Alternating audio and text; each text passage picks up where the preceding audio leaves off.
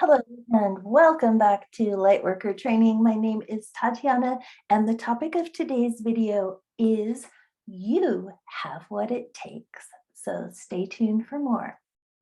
All right, let's get into it. In my last video, Act Like You Know, I talked about how it's not enough to intellectually understand something, to know something in your mind, in your heart. You have to actually be able to demonstrate what it is. You need to bring it all the way through to the physical action. So consciousness is operating on these three main levels of this on this plane of existence through this vessel. So there is a mental level, an emotional level, and a physical level. So if you're not bringing it all the way through to the physical level and taking the action that you know you need to take, then what are you doing, as they say? You don't really know the thing if you're not taking the action based on what you think you know. So when you take the action, you demonstrate what it is, and then you have this embodied energy of it. You are radiating that experience of being that, being the wisdom of that, the true knowledge of that. You're radiating that out. And people can feel it. People can vibe with it. The only time we get duped by anybody is because of our social conditioning. So we've actually been trained to, shut down this knowing, shut down this knowing, shut down the physical action piece. We've been trained to just be obedient order followers and passive consumers. And that's what I want to talk about today in this topic of you have what it takes. Because when it comes to taking this action, oftentimes there are many stumbling blocks that occur, but one of them is this feeling of unsureness, insecurity, fear, trepidation that maybe I don't have what it takes. Maybe I'm not going to be able to do it. And I talked about this and the whole energy of dare to suck. Yeah, and I want to talk about this more in maybe my next video will be about the kind of beginner mindset and how we need to kind of get back to our original innocence. But today I just wanted to get into this piece on why. One of the reasons why we're not taking that action, we're not acting in our own best interest to do the thing that we know we need to do in our minds and in our hearts. So let's think about this. Why would a person not act in the best interest of not only themselves, but all of creation? Because on some level, we're all one, right? So on some level, everything is a win-win, because if you're really coming from a place of love, that action that you take is not only going to benefit yourself, it will benefit everyone else. So that's not to say that sometimes there aren't seeming sacrifices, but what is for the good of one is ultimately good for all that is, and vice versa. So this thing of where we've been trained to think of things in terms of like Darwinian evolutionary terms, and it's a dog eat dog world, and my ancestors like clawed their way to the top of the shit pile, and we all started out as fish, and the most aggressive fish was the one who was able to develop the legs to walk around and eventually become a human, or whatever. We've been taught this bullshit that nature's always at war with itself, basically. And well, this would make sense, right? Because we grew up in a crazy death cult that's all about sacrificing people in their war games, right? So they want us to believe that that's just the way it is. You know, it's the whoever is the savviest, the most brutal will rise to the top, right? That's what they do in their crazy cult, mafia, whatever it is, you know, they've got this hierarchy going, and the way that they operate is to get to the top of their shit pile. You have to be absolutely soulless and brutal and dark and horrific, right? So they want to train us into that same kind of satanic mindset, right? So that we'll go along with their satanic agenda, right? Their dark agenda. Satanic is just, you know, a word for it. You call it, I like to call it usually the dark agenda, because it's really, the light is all that there is, and these folks they can run, but they can't hide. They can pretend all they want that they're separate, that they can go against God and nature and all these things, and get everybody to go along with them. But the truth will make itself known, and eventually the light will come and obliterate the darkness, just by being there, just by shining, just by being the light.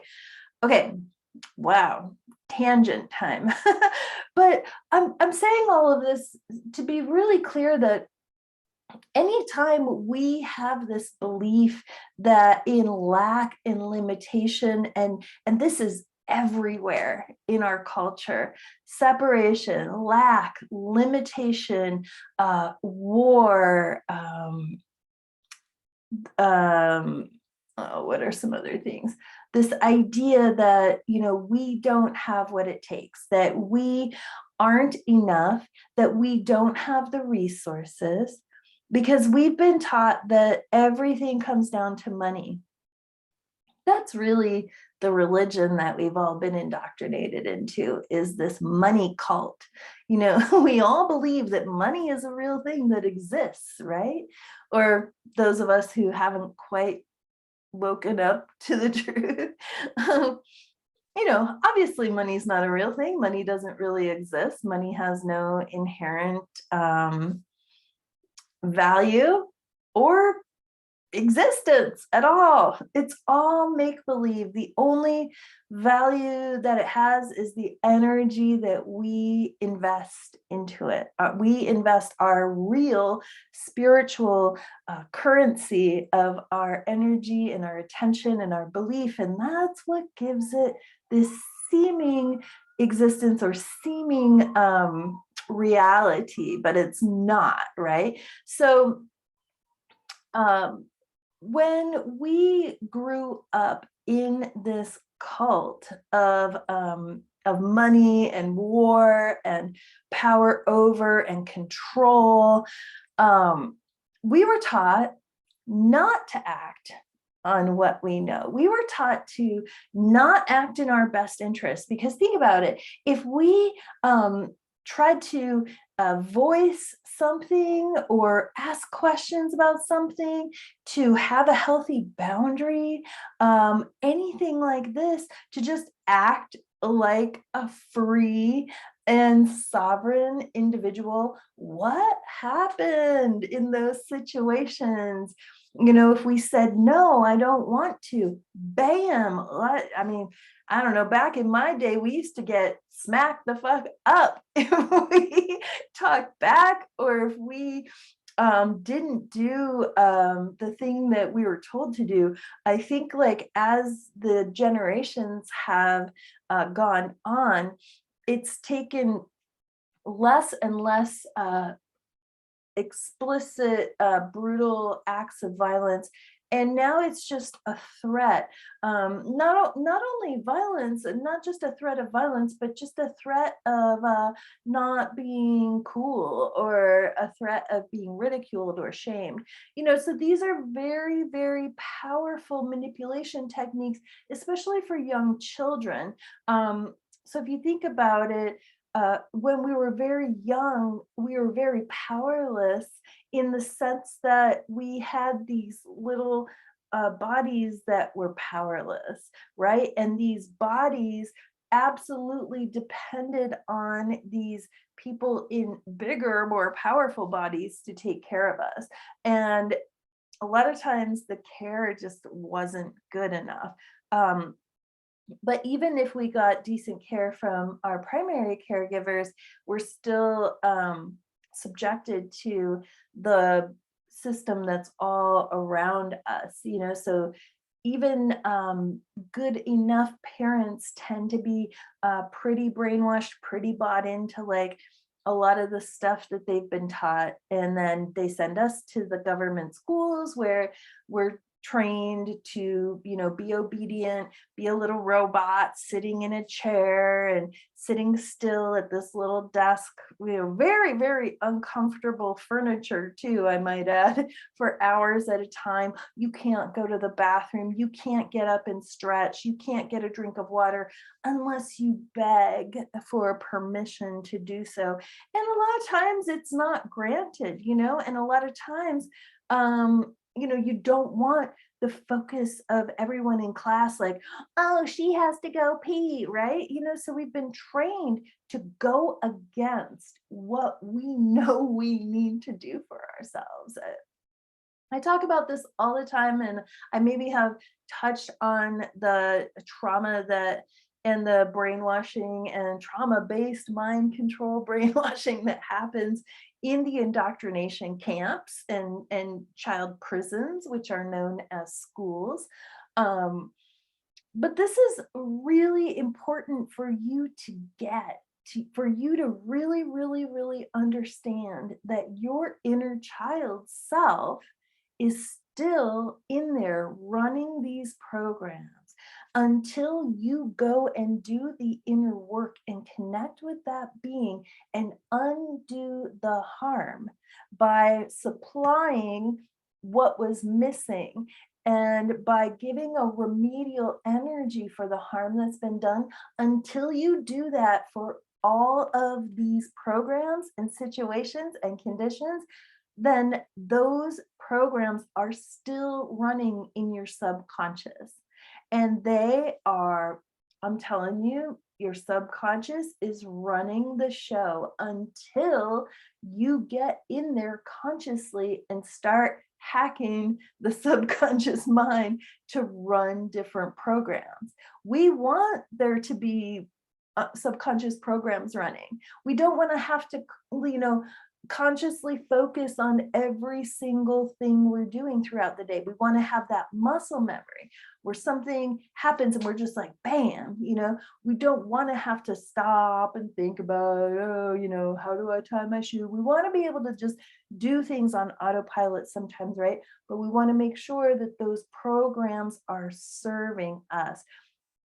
So when you're doing this work, you're engaging in this work, and you feel a little like, and it's all light work. As you may remember from my very first video, everything we do in this world is either light work or dark work. We're either doing things that are helpful, or we're doing things that are harmful or not helpful. So it could be as simple as like the example that I gave, making a meal. So it doesn't matter what you're doing. But so when I say engaging in this work, it could look like something that you don't think of as light work. It could just be like, well, I'm just living my life. Yes, this this is it. This is the work. This is the practice. This is the entire point of you being here, is how do you be you, the truth of you in this fucked up realm where there's lies and deception everywhere. In some religious text, they refer to this as Satan's world or the world of the demiurge. This world is not our home. This world is not the world of God or goodness. This is a corrupted version of reality, and you can see people ask all the time, like, how could God let this happen, or how could a benevolent creator go along with this? Is this the creation of a benevolent creator, or has it been corrupted in some way? Okay, so this is just, I don't want to get too off on these philosophical ponderings, but suffice it to say that doing this conscious engagement, doing this energy awareness kind of practice, doing this or deprogramming of our childhood conditioning, this is it. This is all there is to do. Everything else that we do, that we think we need to do to take care of these bodies. Yes, there are some things we need to do to take care of these bodies, but getting obsessed with these bodies and this realm can be a real sidetrack, distraction from what we're really here to do, which is just to heal all of this shit and get back to the truth of us. So when you return to the truth of you, which can happen like that, it's just an awareness that I went to the fear place, or I went to the separation place, I went to the control place, I went to the collapsed place, whatever that is, that's the not self, the parasite. When I went into the not self energy, I said, I could have had a V8. I said, oh my gosh, switch up, boom. I'm choosing to go back to the truth of myself. It really can be that fast. So it really can be that fast. So boom, you make the choice to switch your mind state to one of love, to one of truth. When you return to the truth of you as pure spirit, infinite being, immortal soul, one with the one God, the one prime source of all of creation, of all of the universe or universes, then you come back to the place of, oh yeah, I do have what it takes because I'm not alone. It's not dog eat dog. It's not material reality. It's not of this world. It is of the mind. It is of spirit. It is of imagination. I can do this because I know that I am connected to the one mind of creation, the one heart of creation. And together we will do whatever needs to happen. I know I will be supported because I'm in the vibration of love. So I am bringing through all of those eternal energies and frequencies of creation. When you're in separation, you're not going to have what it takes. So in a sense, if you believe you don't have what it takes, then you're absolutely correct, because that self that thinks that is not you. So the self that thinks it doesn't have what it takes or the not self that thinks it doesn't have what it takes, that not self is correct. It doesn't have what it takes. That fucking parasite doesn't have what it takes. That toxic program doesn't have what it takes. That thing doesn't even have a soul. That thing doesn't have jack shit without your energy being invested into it. And when you take your energy back and you go, nah, I'm good, divest, reclaim, and return to the truth of yourself, you're an unstoppable force of nature because you're everything and that thing is nothing. Just trying to be something, trying to be something. All right. So anywhere where we're still running these programs, thinking that that is us, that that not self is us, that we don't have what it takes, would we be willing to blow it all up, destroy and uncreate it all, and return whatever shabby little remnants of that shit all the way back to wherever it came from? Boom. So be it. If you're willing to release it, boom, we're just sending that back. And then just, this is me scanning to cut the cord and send that energy back. All right, so I'm going to leave it there for now because I am in a rambly kind of mood, and I think that's enough for this topic. Just know you do have what it takes when you are connected to your true self, which is the light and the love of creation. So I hope this has been helpful. If you have questions, comments, please drop them in the place where the comments live, and I will come through and answer and respond, and always happy for the interaction. And I will be back with more on just some basic light work principles, mindset things that will change everything in your life. See you next time.